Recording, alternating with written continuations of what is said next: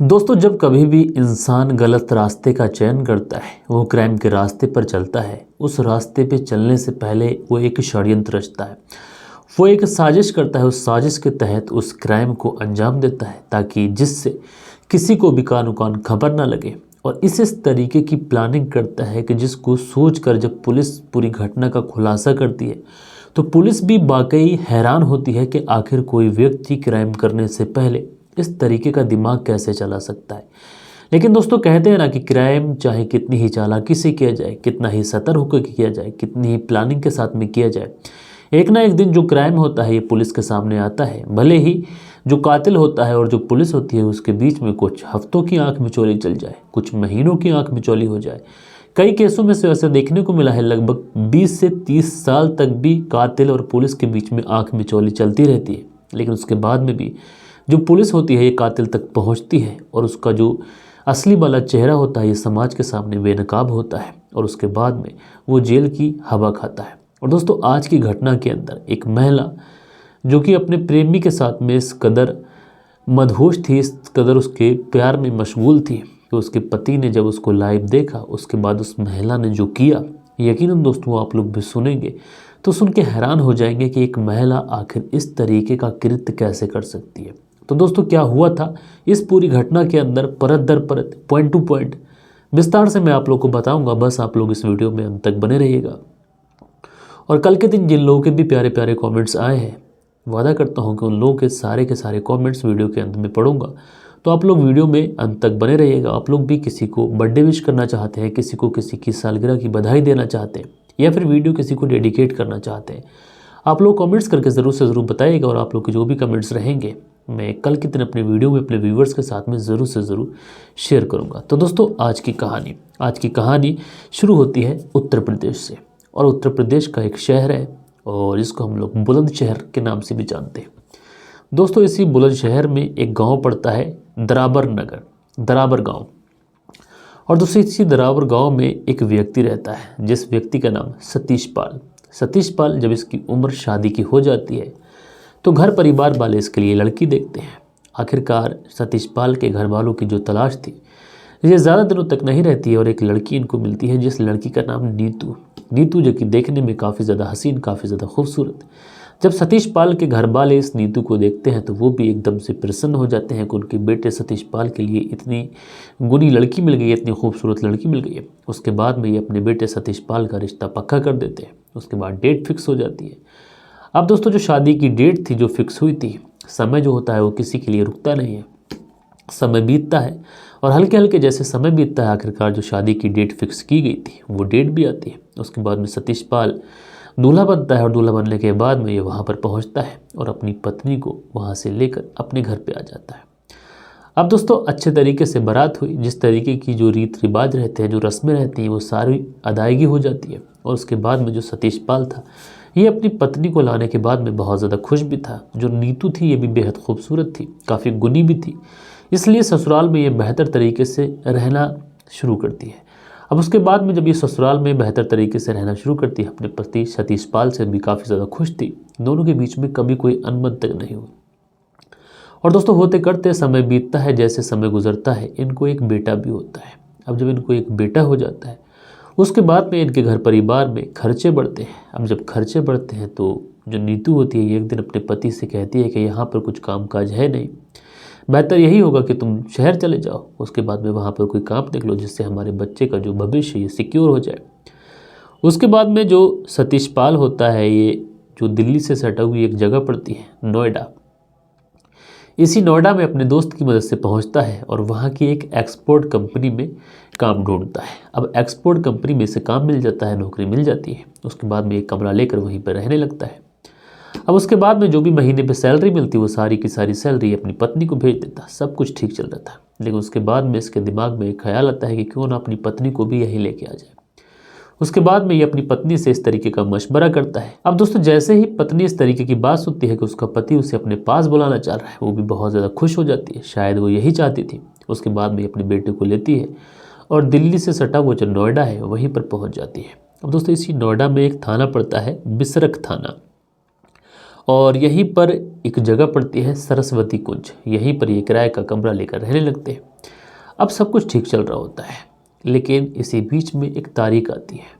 तारीख आती है 2 जनवरी साल 2023, और इसी 2 जनवरी साल 2023 को जो सतीश पाल होता है ये अपने घर से कंपनी जाने के लिए निकलता है। लेकिन उसके बाद में जो ड्यूटी का समय होता है, ड्यूटी की छुट्टी भी हो जाती है, लेकिन पत्नी इंतज़ार देख रही थी। लेकिन जो सतीश पाल था ये अभी तक घर नहीं लौटा था। जब सतीश पाल घर लौट कर नहीं आता है तो बीबी बहुत ज़्यादा परेशान हो जाती है।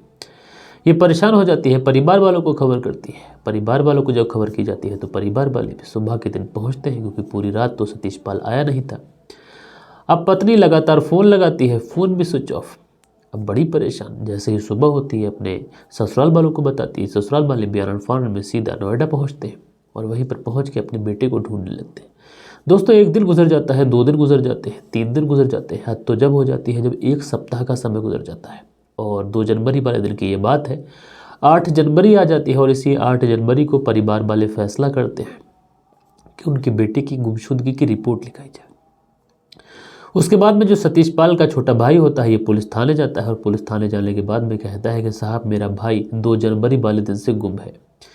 भाभी से मैं पूछ रहा हूँ, भाभी कभी कुछ बात बता रही है, कभी कुछ बात बता रही है। दरअसल मेरे भाई इसी नोएडा में जो बिसरख थाना है वहीं पर जो सरस्वती कुंज है वहीं पर भाभी के साथ में किराए के मकान पर रहते थे और एक एक्सपोर्ट कंपनी में जॉब किया करते थे। तो उसके बाद में ये जो देवर था उस महिला का, यानी जो सतीश पाल था उसका छोटा भाई था, वो कहता है कि मुझे शक है कि मेरी भाभी ने ही मेरे भाई के साथ में कुछ ना कुछ गलत किया है। इधर जो महिला थी जिसका नाम नीतू, ये भी बहुत ज़्यादा परेशान थी। उधर देवर ने भी उसके ऊपर इल्ज़ाम लगा दिया। उसके बाद में जो नीतू होती है ये भी बिसरख थाने में पहुंचती है, और थाने में पहुंचने के बाद में कहती है कि साहब मेरे पति 2 जनवरी वाले दिन से गुम है और अक्सर उनका विवाद उनके घर वालों से होता रहता था। तो मुझे शक है कि जो मेरे देवर हैं जिन्होंने मेरे ऊपर रपट लिखाई है, मेरे ऊपर इल्ज़ाम लगाया है, मेरे ऊपर FIR कराई है, वही मेरे पति के कातिल हैं। और हो सकता है कि उन्होंने ही मेरे पति का कत्ल किया हो, क्योंकि 6 से 7 दिन गुजर चुके हैं, अभी तक वो आए नहीं हैं। अगर जिंदा है तो कहाँ है। ये पत्नी भी बड़ी परेशान होकर उसके घर वालों के खिलाफ एक तरीके से केस दर्ज कराती है। अब दोस्तों पुलिस इस पूरे मामले को दर्ज करती है। उसके बाद में जो व्यक्ति था जिसका नाम सतीश पाल, इसकी तलाश करने लगती है। अब पुलिस जब सतीश पाल की तलाश करती है तो मामला जो था पुलिस में पहुंच चुका था, इसलिए अब जो घर वाले थे वो भी परेशान थे कि कहीं ऐसा ना हो कि उनको पकड़ लिया जाए, क्योंकि भाभी ने उनके ऊपर इल्ज़ाम लगाया। उधर जो भाभी थी ये भी परेशान कि कहीं ऐसा ना हो वो फंस जाए। लेकिन दोस्तों पुलिस ऐसे ही किसी को पकड़कर जेल में नहीं डालने वाली थी। दरअसल पुलिस को इस पूरे मामले में ठोस सबूत चाहिए था, इसलिए पुलिस अपनी इन्वेस्टिगेशन को बहुत ही बढ़िया तरीके से एक टीम बनाती है, और टीम बनाने के बाद में इस पूरे केस की छानबीन शुरू करती है। और दोस्तों जब पुलिस इस पूरे केस की छानबीन शुरू करती है तो सबसे पहले जो महिला होती है नीतू, इसके मोबाइल नंबर का CDR निकाला जाता है। अब जैसे ही मोबाइल नंबर का CDR निकाला जाता है तो उस CDR में एक ऐसा नंबर दिखाई पड़ता है जिस नंबर को देखने के बाद में पुलिस भी हैरान थी। दरअसल इस नंबर पर कई बार बात की गई थी और 2 जनवरी साल 2023 वाले दिन भी इस नंबर पर बात की गई थी। उसके बाद में पुलिस इस नंबर की डिटेल निकालती है तो पता चलता है कि ये जो नंबर है ये पड़ोस में ही रहने वाले हरपाल का है। अब जैसे ही हरपाल के बारे में पता चलता है तो इधर जब नीतू को पूछताछ के लिए पुलिस उठाने के लिए पहुंचती है तो पता चलता है कि जो नीतू है वो घर से फरार हो गई है। अब जैसे ही पुलिस को ये पता चलता है कि नीतू घर से फरार है, उसके बाद में हरपाल को अरेस्ट करने की कोशिश करती है। लेकिन दोस्तों जैसे ही हरपाल को अरेस्ट करने के लिए उसके घर पे जाती है तो पता चलता है कि जो हरपाल है ये भी घर से फरार है। अब पुलिस का कहीं ना कहीं जो शक था अब ये यकीन में बदल जाता है कि कत्ल के पीछे या जो व्यक्ति गायब हुआ है, क्योंकि डेड बॉडी तो उसकी बरामद हुई नहीं है, तो एक तरीके से कत्ल भी कहना भी सही नहीं है। यानी जो व्यक्ति गायब हुआ है, जिस व्यक्ति का नाम सतीश पाल, उसको गायब करने के पीछे किसी और का नहीं बल्कि जो नीतू है और उसका जो पड़ोसी है हरपाल, इन्हीं दोनों का हाथ है। अब दोस्तों उसके बाद में पुलिस सर्विलांस में इन दोनों के मोबाइल नंबर लगा देती है। जैसे ही इन लोगों का मोबाइल नंबर ऑन होता है तुरंत पुलिस जो थी इनकी लोकेशन पर पहुंच जाती है और इन दोनों को अरेस्ट कर लेती है। अब दोस्तों जैसे ही हरपाल को अरेस्ट करने के बाद में पुलिस थाने लेके आती है, और पुलिस थाने लाने के बाद में सबसे पहले हरपाल से पूछताछ की जाती है। अब दोस्तों जब हरपाल से पूछताछ की जाती है तो हरपाल पुलिस के सामने पहले तो इधर उधर की बातें बताता है। उसके बाद में हरपाल जो खुलासा करता है, यकीन मानिए दोस्तों आप लोग भी सुनेंगे तो सुन के हैरान रह जाएंगे। दरअसल हरपाल पुलिस को बताता है कि जो नीतू है ये उसके ही पड़ोस में रहती थी, और हरपाल जो है वो राजमिस्त्री का काम करता था। पड़ोस में ही एक मकान बन रहा था, उसी मकान में काम करता था। उधर जो सतीश पाल है सुबह को अपनी ड्यूटी चला जाता है और उसके बाद में शाम को ही लौट के आता था। यानी पूरे दिन उसकी बीवी जो थी वो घर पे अकेली रहती थी। अब इसी बीच में जब मैं पड़ोस में मकान पे काम कर रहा था तो उसकी बीवी बाहर निकलती थी। मुझे उसकी बीवी को देखने के बाद में एकदम से एहसास हुआ कि ये महिला कितनी ज़्यादा खूबसूरत है। उसके बाद में मैं इस महिला के इर्द गिर्द चक्कर काटने लगता हूँ। उसके बाद मैं एक दिन मौका देखकर इस महिला नीतू से अपने दिल की बात कहता हूँ। नीतू भी शायद इसी दिन का इंतज़ार कर रही थी, शायद वो ही मन में मुझे चाह रही थी। उसके बाद में नीतू जो थी वो मेरे प्लान को एकदम से एक्सेप्ट कर लेती है और उसके बाद में नीतू के ही घर में इन दोनों के बीच में शारीरिक संबंध बनना शुरू हो जाते हैं। अब दोस्तों जब एक बार इन दोनों के बीच में शारीरिक संबंध बनना शुरू होते हैं तो उसके बाद फिर रुकने का नाम नहीं लेते। अब जब भी जो सतीश पाल था जब ये अपनी ड्यूटी जाता और उसी समय नीतू जो थी वो हरपाल को कॉल करके बुलाती और उसके ही बाद में सतीश पाल के ही बेड पर अपने ही प्रेमी के साथ में शारीरिक संबंध बनाती। जब उसका मन भर जाता उसे घर भेज देती। अब ये जो चीज़ें थी ये आमतौर से अब डेली चलने लगी थी और जो सतीश पाल था उसको अपनी पत्नी की करतूत के बारे में कुछ भी नहीं पता था। लेकिन इसी 2 जनवरी साल 2023 वाले दिन जो सतीश पाल था ये अपनी ड्यूटी के लिए अपनी कंपनी में निकलता है, लेकिन किसी काम की वजह से ये घर जल्दी लौट आता है। लेकिन जैसे ही दोस्तों ये घर जल्दी लौट कर आता है तो देखता क्या है कि इसकी जो पत्नी है ये पड़ोस में ही रहने वाले राजमिस्त्री जिसका नाम हरपाल उसके साथ आपत्तिजनक हालत में है, जिस्म पर एक भी कपड़ा नहीं है। जब इस तरीके से अपनी पत्नी को देखता है तुरंत चीखता है। अब जैसे ही अपनी पत्नी के ऊपर चीखता है तो जो हरपाल था ये तुरंत वहाँ से 9-2-11 हो जाता है। उसके बाद में पत्नी अपने पति को बहुत ज़्यादा समझाती है, उससे अपनी गलती की माफ़ी मांगती है। उसके बाद में जो हरपाल था शायद ये भी इन चीज़ों को भूलने की कोशिश करता है, अपनी पत्नी को बहुत ज़्यादा समझाता है, उससे कहता है ये सारी चीज़ें ठीक नहीं है और उसके बाद में काफ़ी डांटता है, मार पिटाई करता है। शाम हो जाती है, लोग खाना खाते हैं, उसके बाद में हरपाल सो जाता है। अब दोस्तों जब सतीश पाल सो जाता है, सॉरी सतीश पाल, पहले मैंने हरपाल बोल दिया था। जब सतीश पाल सो जाता है तो उसी समय जो नीतू थी जिसके ऊपर हरपाल से जो उसकी प्रेम संबंध थे उसका जुनून सवार था, तुरंत हरपाल को कॉल करती है और कॉल करने के बाद में कहती है कि उसके पति ने आज सब कुछ देख लिया और उसने मुझसे काफ़ी ज़्यादा झगड़ा भी किया है।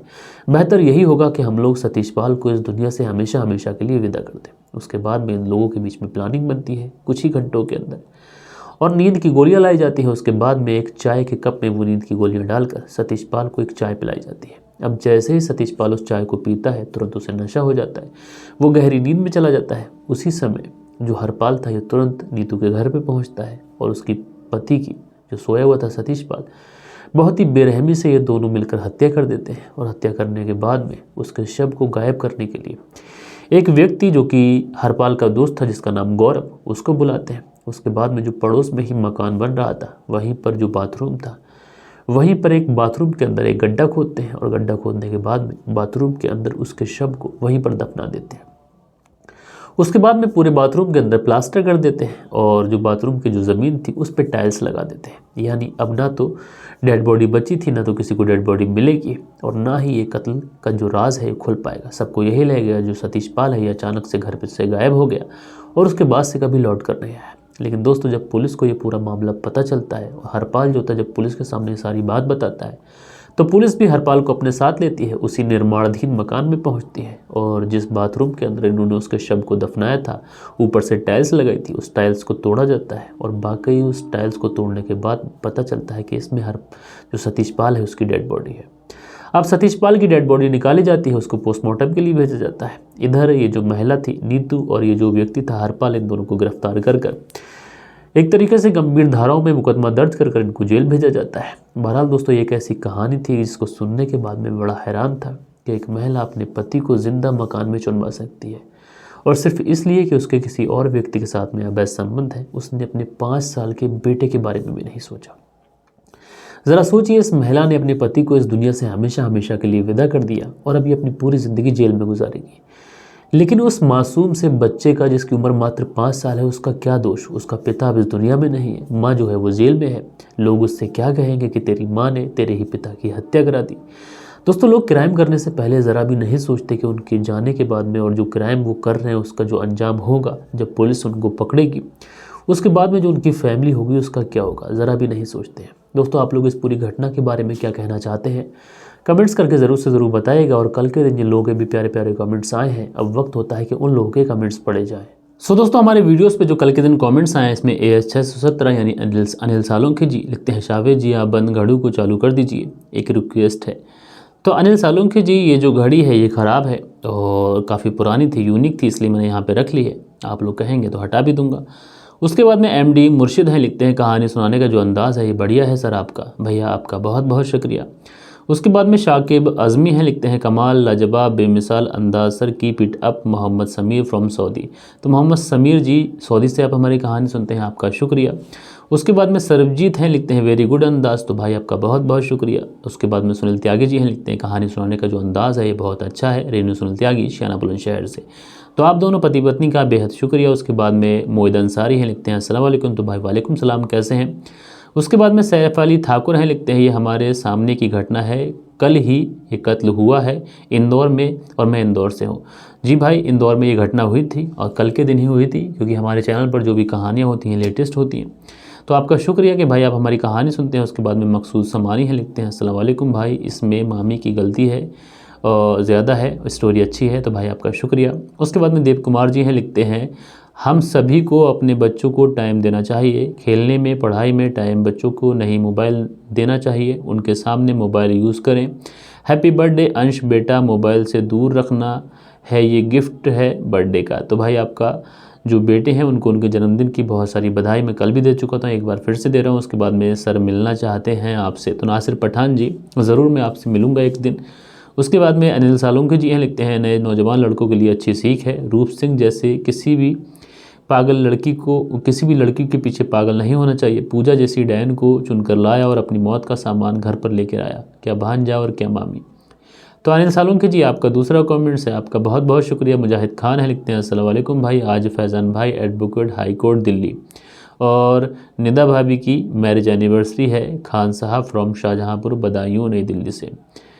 तो खान साहब जो आप शाहजहाँपुर बदायूं नई दिल्ली से हमारी कहानियाँ सुनते हैं, तो आपके जो भाई हैं जिनका नाम फैज़ान भाई, जो कि एडवोकेट हैं हाई कोर्ट में, और आपकी भाभी हैं निदा जी, तो उन दोनों को उनकी शादी की सालगिरह की ढेर सारी बधाइयाँ। उसके बाद में तरनी साहू हैं, और तरनी साहू लिखती हैं, तरनी इन्होंने नाम लिखा है, बोलती हैं आपने मेरा नाम गलत लिख दिया। तो ये लिखती हैं थैंक यू सर, आपने मेरे कमेंट्स पढ़े, मुझे बहुत अच्छा लगता है। मैं उस्मान सैफ़ी सफ़र चैनल से भी सुनती हूँ और कमेंट्स भी करती हूँ, उन्होंने नहीं पढ़ा इसलिए मैं कमेंट्स नहीं करती हूँ। वैसे मेरा नाम आप गलत बोले थे, तरनी साहू फ्रॉम छत्तीसगढ़। तो तरनी जी, इंग्लिश में थोड़ा सा गलत हो जाता है, हिंदी में हम सही से पढ़ सकते हैं, क्योंकि अगर तरनी लिखना है तो हिंदी में आप अच्छे से लिख सकती हैं, लेकिन अगर इंग्लिश में लिखेंगे तो एन आएगा, इसलिए पढ़ने में मिस्टेक हो जाती है।